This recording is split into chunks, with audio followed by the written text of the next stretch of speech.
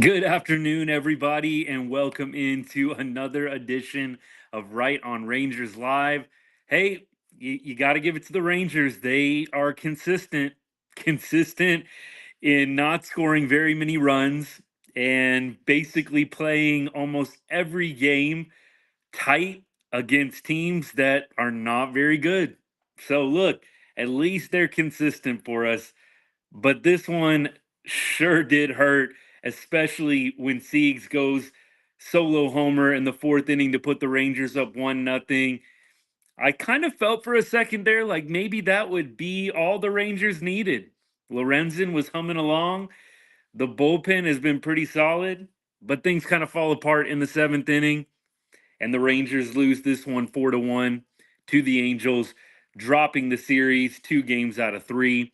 We're going to get into all of the highlights, the key moments, the box score, and we'll also preview the upcoming series with the Philadelphia Phillies, which starts on Tuesday. But before we get going, for all of y'all that are new watching or listening in here at Right on Rangers, we cover everything sports, but we put a little bit of an extra emphasis on all the teams that we love from the great state of Texas, including the Rangers and especially the Rangers during baseball season. So let's get into it. Mike Lorenzen, I think, is the place we need to start. It feels like we're always starting off doing our big lead with the starting pitcher, and I think you have to tonight. Mike Lorenzen, for the second straight start, was dominant. He goes 6 and a third. Yes, he does give up 2 earned runs in the box score, but of course, he left the game with a couple of runners on.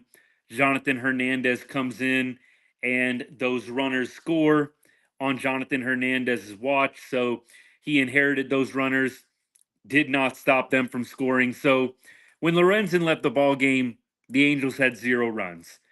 I know that he was getting a little bit high up there in the pitch count. Lorenzen was over 100 pitches. Looks like he had 103 pitches on the day. But Lorenzen in that spot, clearly they felt like they had a good matchup with Jonathan Hernandez and the next couple of batters that were up for the Angels. But it sure is tough when you're watching Mike Lorenzen just dealing the entire game. A part of me wished that they would have allowed him to get out of that jam. It's not like we talked about this last night. It's not like the Angels lineup is anything overpowering, is anything that you're really concerned about. Is there any hitter in the Angels lineup like, Seager esque that you're just going to walk every time? I mean, I don't think so. I would have probably preferred that Lorenzen would have stayed and gotten out of that jam. I probably could have lived a little bit more with Lorenzen giving up those runs than Hernandez coming in and giving up the runs. But that's just me. I know maybe it is a natural time to pull him in the top of the seventh. Of course, he gives up the double right away to Willie Calhoun. Joe Adell walks. So I think you are kind of thinking at that point after the strikeout, I thought maybe it would be it would be more ideal to leave Lorenzen in at that moment, right? He had just gotten a strikeout and there was one out, a double play ball ends the inning. That would have probably been the move that I would have made, but perhaps they have something worked out with Lorenzen, the pitch count, didn't want to go over. I don't know. I'm just trying to think of everything, but I would have much rather had Lorenzen try and get out of that jam. He had just gotten a strikeout, one out was on the board, and then you're pretty much one pitch away from getting out of it. Now they had who Nato and Moniak coming up. Again, nobody in the Angels lineup scares me enough to be making a special pitching change for. I think Lorenzen would have given you just as good of a shot as Hernandez, if not better, to get out of that seventh inning jam. But that's why Bochy and Maddox get paid the big bucks. But I thought that obviously was the difference in the game. Jonathan Hernandez pitched great. He pitched outstanding last night in the extra innings win.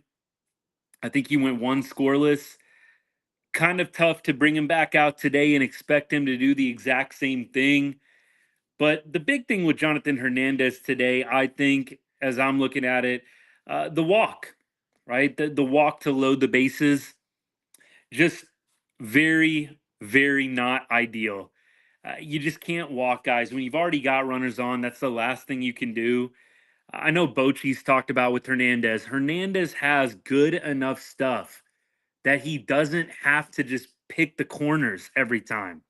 Hernandez isn't a paint the corners kind of guy with the stuff he has. You could pierce the zone with the kind of stuff Hernandez has, and guys would probably still swing and miss, especially a subpar lineup like the Angels are right now. No Mike Trout. Taylor Ward is your 3-hole hitter. Willie Calhoun is your cleanup hitter. And the Angels, it's not like they have big boppers that you have to be afraid of. You really don't. So for me, Jonathan Hernandez being so careful in that spot when he comes into the ball game, just being so careful with I'm trying to go back and see with Zach Nato there. Again, I just don't even get that. I mean, Nito's a good hitter, but he's nothing that you need to be that worried about that you are trying to, play around with the corners instead of just challenging him. Jonathan Hernandez, with the stuff he has, needs to be challenging hitters. And if they can handle the filthy stuff, then you know what? You tip your cap and you move on. But walking lineups, walking guys in lineups like the Angels, like the Rockies, it's just inexcusable. Make those guys beat you. Make them beat you. I can understand if this was the Phillies lineup or the Dodgers lineup. If you're walking guys trying to work around certain players, I get it. I don't get it when it's against this terrible of a lineup. This is not a good lineup. I don't care what the averages say. I know Renjifo's hitting over 300, and Calhoun right now, thanks to his 4-hit day on Friday nights, hitting over 300. Look, they've got multiple guys with sub 200 batting average. I mean, there's just not a lot, really nothing at all to be afraid of when you're facing this Angels lineup. Yes, these are major league hitters, but you don't need to be trying to skirt around anybody. They don't have a Corey Seager. So for Hernandez to load the bases there, then I do think you can legitimately say there was some tough luck.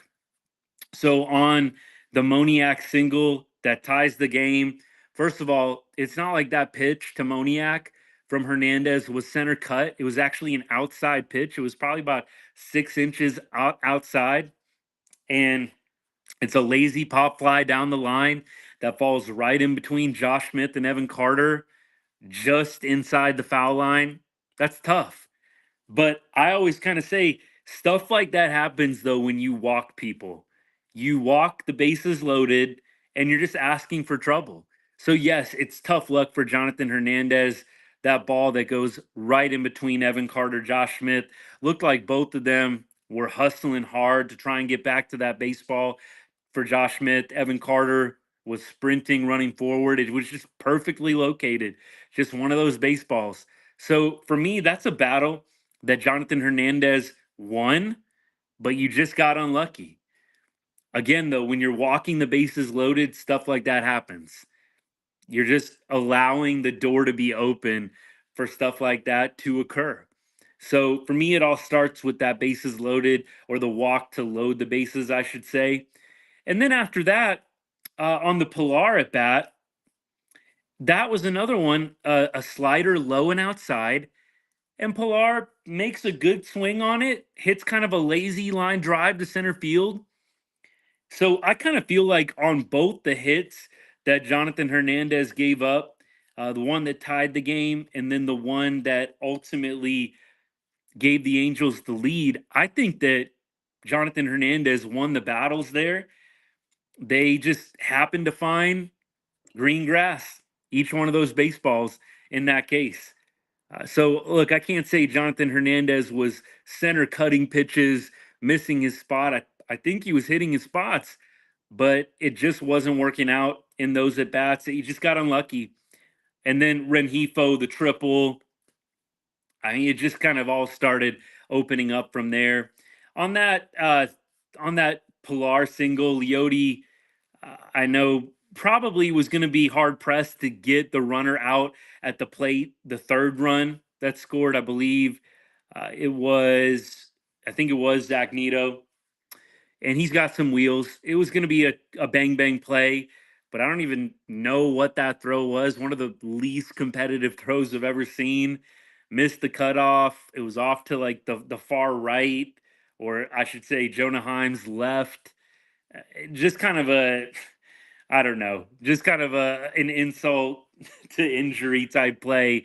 You've already got Kevin Pillar getting kind of lucky with a lazy line drive hit, and then you're just giving him that second run on that base hit with an absolutely terrible throw.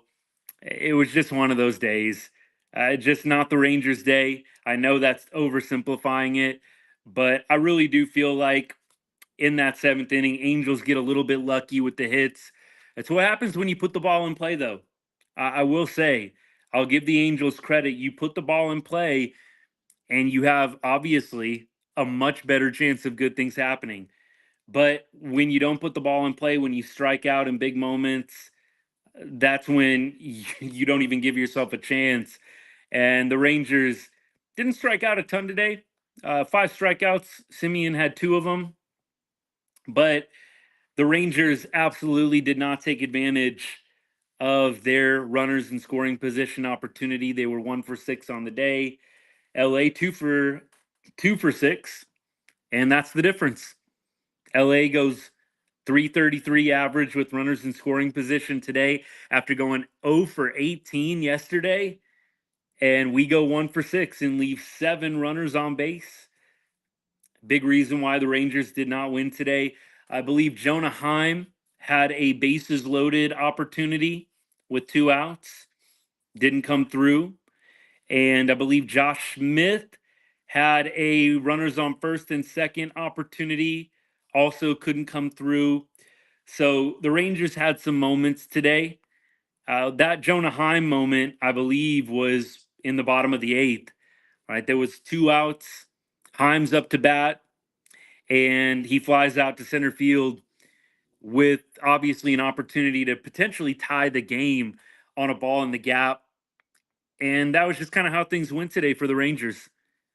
I absolutely, I got to say at the end, just being totally real with y'all, wasn't feeling overly confident that that big hit was going to come. And the Angels just did the smart thing with Corey Seager. He beat him with the long ball early on in the game, and they basically said, "Yeah, we're not going to pitch to you anymore. We're not throwing to you again." And Corey Seager, glad to see him coming along. Really glad to see his bat waking up, because for the first month of the season it was painful. But Siegs does appear to be finding his swing. But teams are going to figure that out pretty quickly. And if Nate Lowe and I mean Dooley was out today with the forearm MRI thing going on, teams are going to figure out just walk Seager and let's make Nate Lowe beat you. Let's make Dooley, or in this case Josh Smith, beat you. Now Josh Smith actually had a pretty nice day, 2 for 4 today. And there were a few Rangers with hits today. Nate Lowe did have a hit. Simi had a hit. Jonah Heim had a hit. Jankowski had a hit. Grossman, Leote, Carter, and I believe that was it. All of them go over. So look, 7 hits on the day, only 1 run. Again, 1 for 6 with runners in scoring position. Not a lot to talk about offensively beyond the Seager home run. I know Simeon had a double. The big moment was the bottom of the 8th, though. You've got runners on, and you've got to be able to come through. And the Rangers, as much as I know the numbers for some of these guys, like I think Jonah Heim's numbers with runners in scoring position are actually pretty good. I know that Simeon's are pretty good as well. What I really want to get my hands on are the stats in crunch time, or in clutch time, as they say. Like, how are we hitting with runners in scoring position when it's the 8th inning, the 9th inning, with a chance to tie the game or go ahead? I can't imagine the average is above 300. I would be hard pressed to believe it's above 250. You just haven't.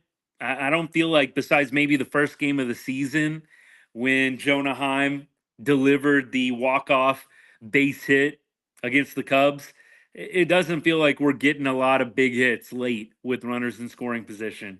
Just doesn't feel like it. I would love to hear the numbers on it, see the stats. I got to stop being lazy and just look it up myself. But yeah, I feel like it is about this. I'm going to go to the comments here. I feel like it is about 220, which, look, you probably would be happy with somewhere in the range of 250 to 300. If you're hitting over 300 as a team with the bases loaded, I mean, that's phenomenal. But I'd be happy with 250 to 300 at this point. But it does feel like late seventh, eighth, ninth inning clutch time.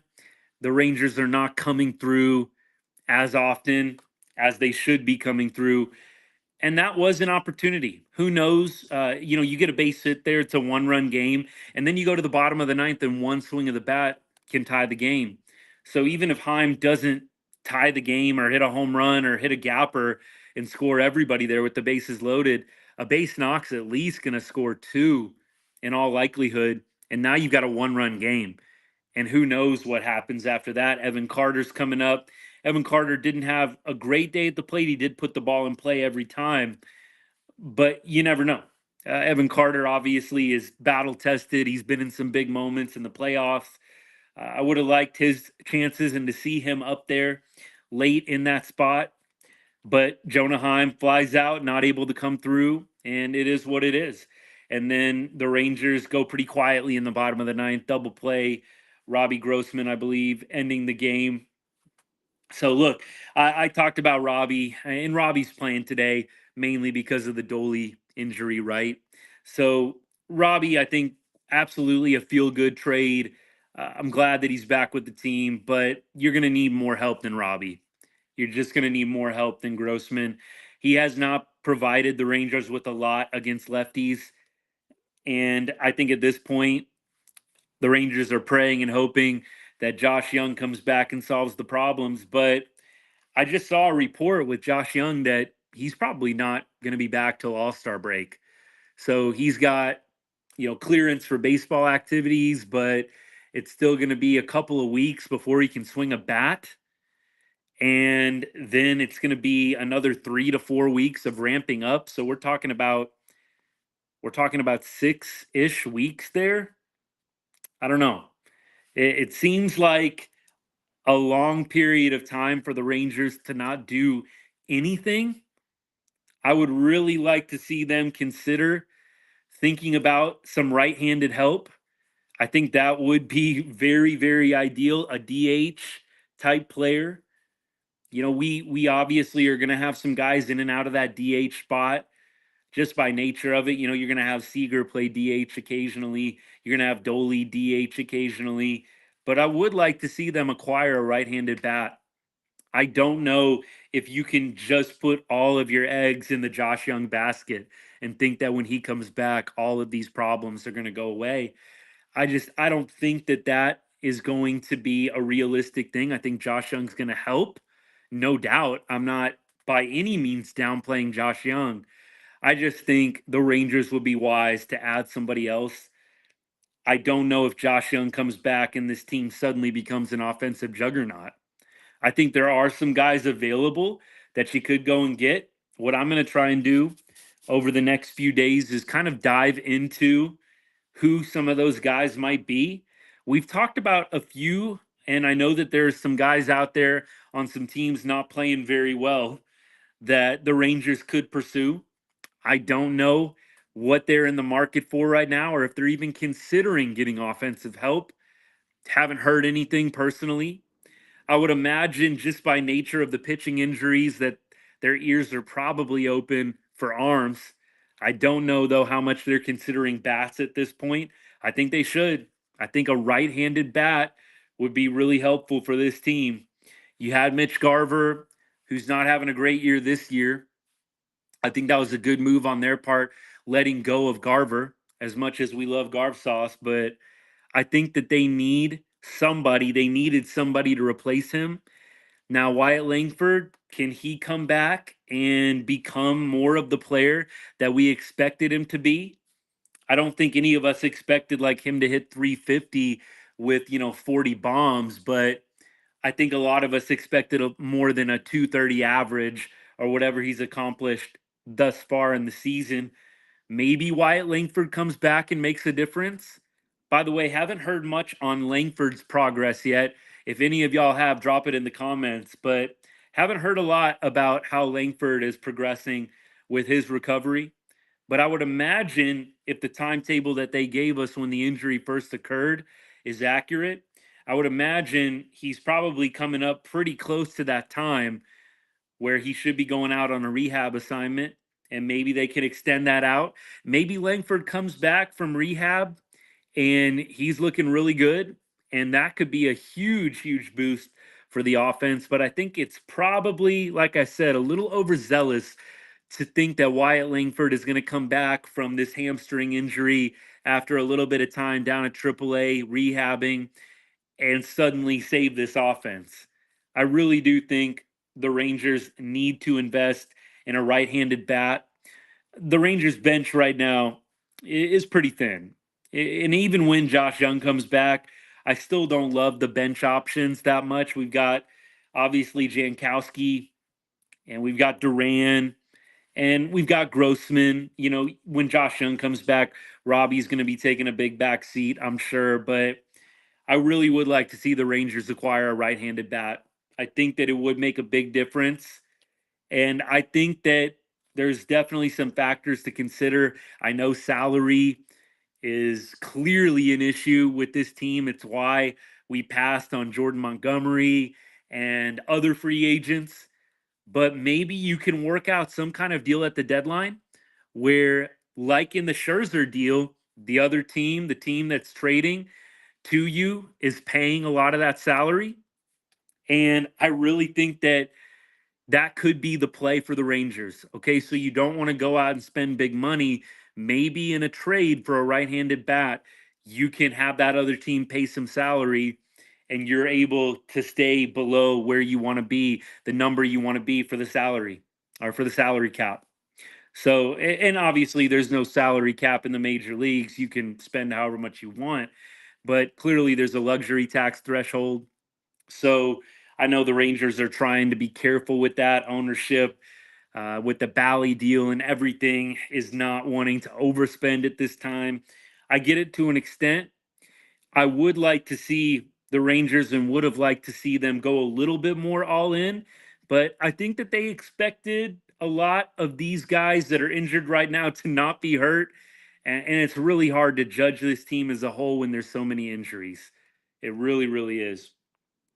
All right, sweet. Thank you so much for doing this. I really appreciate it. So, 300 with runners in scoring position.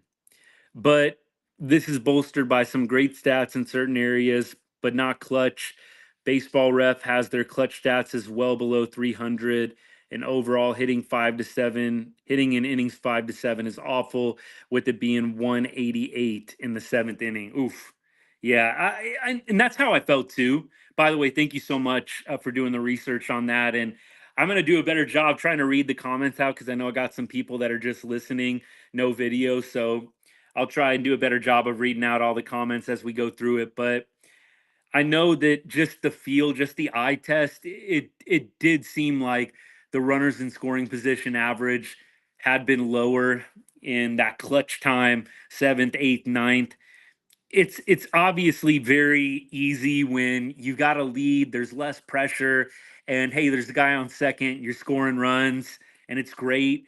But normally, I think it's probably normal that the average dips a little bit for a lot of teams in those clutch moments. It's hard to hit when the game's on the line and you've got top relievers in.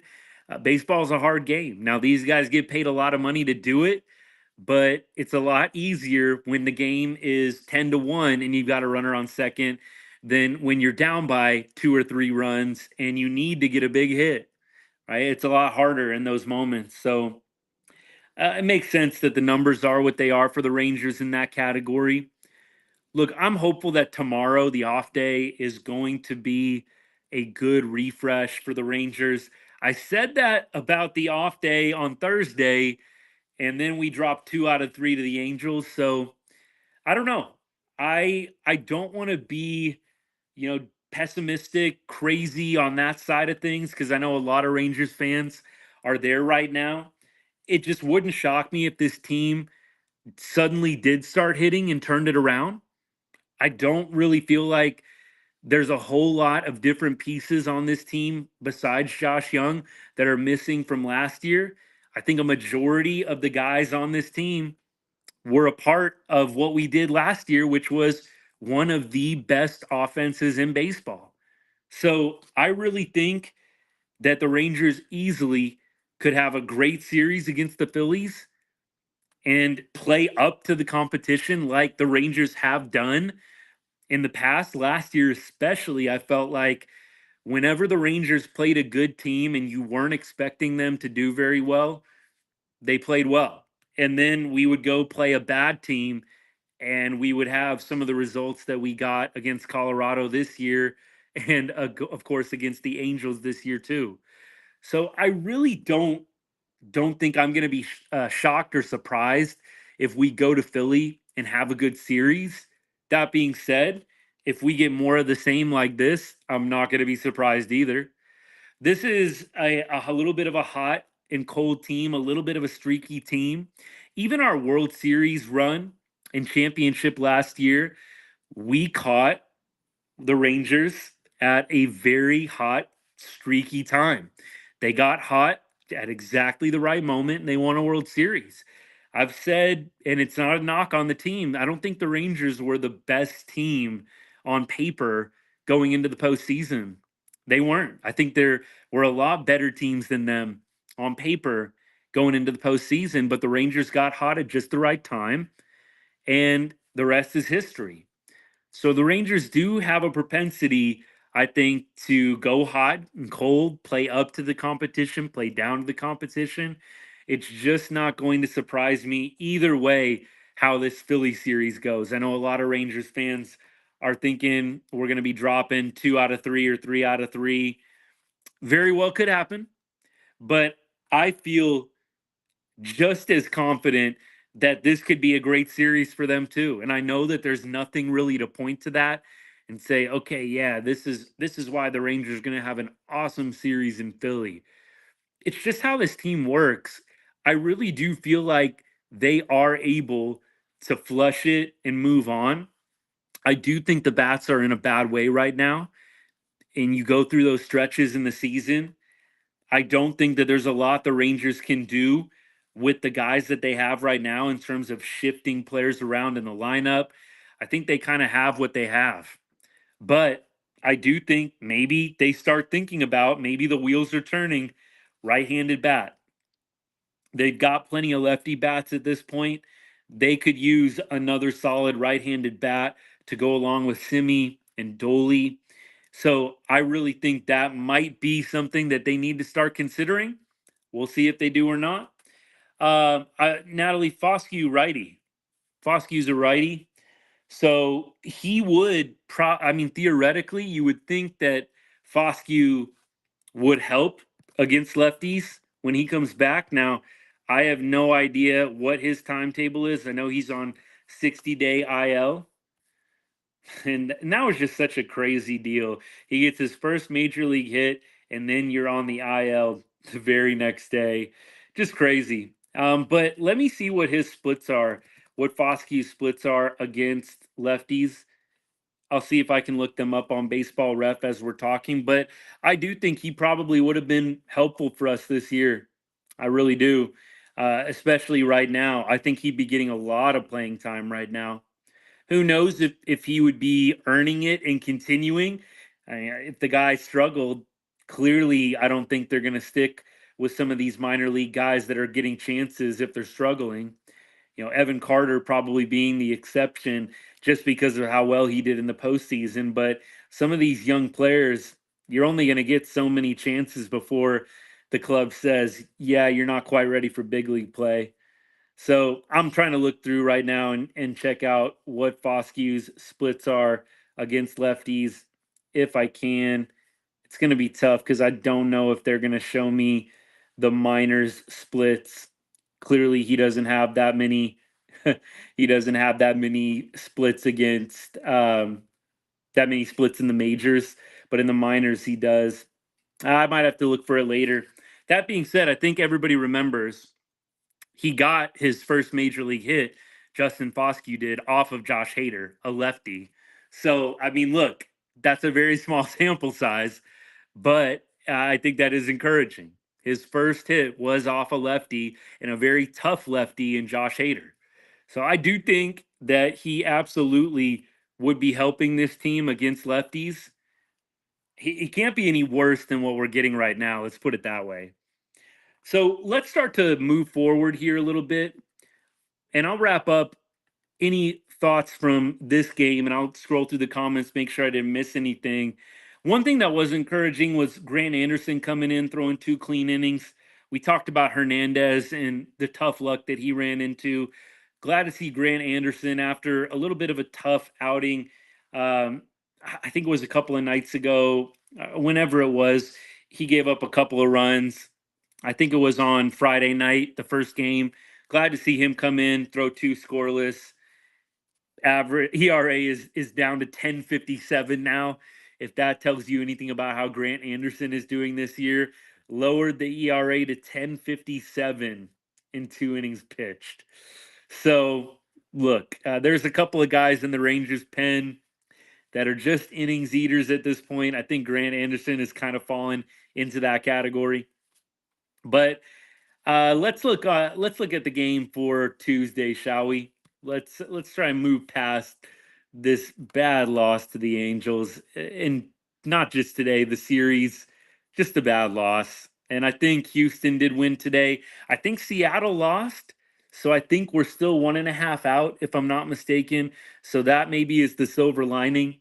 But let's look at Tuesday's matchup. So John Gray, it wasn't announced last night, but I figured John Gray would be throwing. And we're going up against Ranger Suarez. That's not a game I'm feeling extremely confident about. So for all of y'all that really haven't been keeping up with some of the National League guys, Ranger Suarez is one of the best pitchers in baseball right now. And yes, he's a lefty. So I can't imagine the Rangers having a ton of success on Tuesday night against Ranger Suarez with how he's been throwing. But baseball is a funny game. I do think John Gray is going to pitch well. It's not going to shock me if John Gray goes 6 or 7 innings, gives up 2 or 3 runs. But how much are we going to score, right? That's kind of the question every game. You feel like almost every game, at least I do, I feel like with pretty much every pitcher we have, you're going to get a quality start or something very, very close. You're going to get at minimum 5 innings, 3 runs allowed. I feel like almost every guy that we have in the rotation is going to give us that every time out. And that really has been true. I know Andrew Heaney didn't go 5 last time out. He kind of had some tough luck with the errors. Doley out in right field, Nate Lowe with the throwing error last Andrew Heaney start on Friday. But I feel like every pitcher in this Rangers rotation is going to keep you in the game. The problem is if they're giving up 2 or 3 runs and our offense is scoring 1 or 2, that's not going to work. And it's not the pitcher's fault. But I just feel like this is probably going to be one of those games where it's a pitcher's duel. John Gray is going toe to toe with Ranger Suarez, maybe gets into a little bit of trouble in the third or fourth inning, gives up a run or two, goes another couple scoreless, and we're looking at maybe a 2-1 or a 2-0 ball game. And again, Ranger Suarez 8-0 with a 137 ERA, left-handed pitcher. I can't say Tuesday night I'm feeling super confident about a Rangers victory. I hope to be wrong. I hope that they come out after the off day on Monday and are ready to kill it in Philly. That would be awesome. But Ranger Suarez is going to be a very, very tough matchup for the Rangers with how they have not been hitting lefties. And he just happens to be one of the best pitchers in the game at the moment. So we'll see how Tuesday goes. On Wednesday, we are, looks like, to be determined, both both Philly and the Rangers have not announced starters yet. And then on Thursday, I imagine it's the same thing. I would guess on Tuesday, let me do the math in my head here, Saturday, Sunday, Monday, to it would be 4 days rest for Andrew Heaney. Maybe we see Andrew Heaney on Wednesday, and then maybe after that, it comes back around to Urania on Thursday. That would kind of make sense. 4 days rest. I don't know. We'll see what the Rangers do. I think that right now they're going to try their best to make it work with their main arms right now, especially taking advantage of the off days. Get John Gray out there as much as you can on normal rest, 4 days, 4 days rest. Get Andrew Heaney, get Urania, get all those guys out there. Lorenzen on 4 days rest as much as you possibly can and take advantage of the off days. So it's going to be a tough series with the Phillies. Again, baseball's crazy.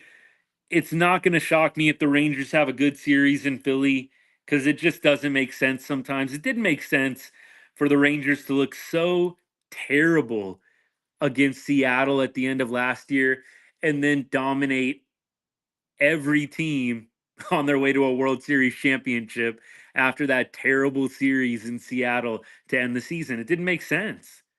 So I think that at this point, expect anything against the Phillies.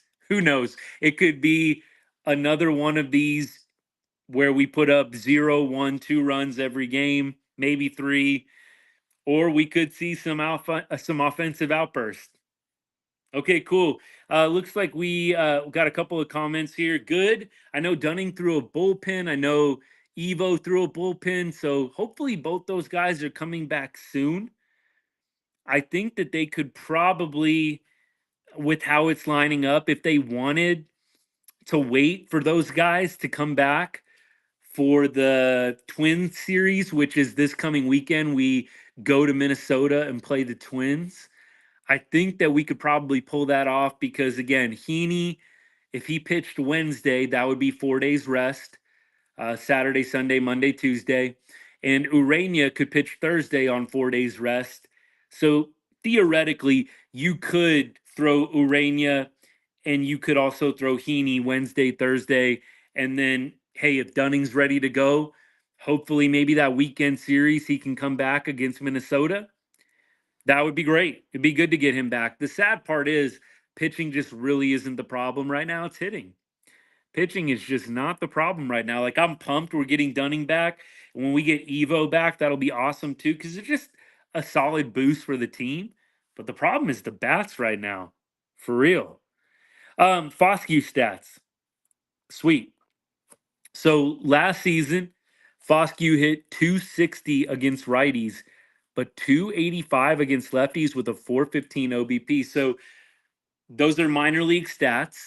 Still telling though. I mean, Evan Carter, I think a reason why they've decided to do what they have with him, I think that he had some splits, lefty righty. And then he had this month of September last year and in the postseason. So Foscue clearly can hit lefties.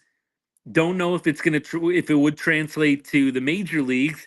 Obviously, his first base hit and his only hit in his major league career was off lefty Josh Hader. So small sample size, but again, I don't think the Rangers could do a lot worse than Justin Foscue in the lineup at this point. I think I'd rather have Foscue than Grossman. I love Robbie, but I'd rather a guy like Foscue be getting at bats. See what you got, right? First round pick. See what you got with Foscue. I think that was probably going to be their plan. You can't help injuries, but I don't know when Foscue's coming back. I'm still trying to figure that out. It's hard when you know we're trying to keep the show going and then also trying to read at the same time. But I know he's on 60 day. I can't imagine he's going to be back this month or early next month. Maybe he's a guy late June, early July. I don't know. I don't know. I think Foscue's probably still a little ways off if I had to guess. So I'm excited to see what the Rangers do in Philly, and then they're going to go to Minnesota. Minnesota is cooling off a little bit. They went on that crazy winning streak. We'll see what the Rangers do on the road here after about a week-long homestand that did not go according to plan. Lost to the Guardians, lost to the Angels. Never good when you're dropping home series. Just not good. So here's hoping Rangers can get back on track on the road. You know what? They won 11 games on the road, was it? In the MLB playoffs last year. Let's see it happen again. Let's see it happen again. Let's see some wins on the road this week. Maybe it'll be just what the Rangers need. I'm going to be hopeful. So we'll see what happens. But hopefully it can be better than what we got this weekend, which was not a whole lot from this offense. Nice to get a win last night. It was very fitting how that game last night ended, by the way, with the hit by pitch. Because I don't know about you guys. I was not feeling super confident that we were going to come through in that spot. It was just one of those nights where nobody really wanted to win the game, it seemed like. There were plenty of opportunities. So it was just kind of fitting that the hit by pitch ended the game last night. But we will be coming to you live Tuesday after the game. That's the plan. We'll take tomorrow off. Maybe we'll have a video out tomorrow. Maybe we'll just take the day off, just like the Rangers are doing. We'll see. But for sure, back on Tuesday with the video out before the game, going through our system, betting 1 cent on Texas Rangers money line for every follower that we have. Believe we are back down to about I want to say maybe down 140 right now, guys. It is not going great on this losing trend that the Rangers are on right now. It was going so well in that Oakland series. We were up triple digits, and then the Rockies just messed everything up. And it's too bad, but it's a long season. Plenty of time for us to get back on track. The glass is always half full here at Right On Rangers most days. So I wanted to say thank you to y'all for watching. And hey, if you are watching but you have not subscribed to the channel, to the account, have not followed yet, would greatly appreciate you following so you can stay up to date with every time we go live and all the content that we put out so you don't miss anything. And do me a favor if you would be so kind. If you know a Rangers fan that loves talking Rangers baseball, follows the team, hey, send them this video, right? Send them the account, send them a link to the page, have them follow along too. We want to build this community. It's fun talking Rangers baseball with people. It's the reason why we started this channel to begin with. So share this with the Rangers fan. I would be very, very grateful. Well, hope all of y'all have a good rest of the Sunday. We don't have the Stars or Mavs to help redeem the night, unfortunately, but we are going to take some solace that we've got two teams in the DFW area in the Western Conference Finals. That's going to be a lot of fun, a ton of fun. So we got to look at the bright side here.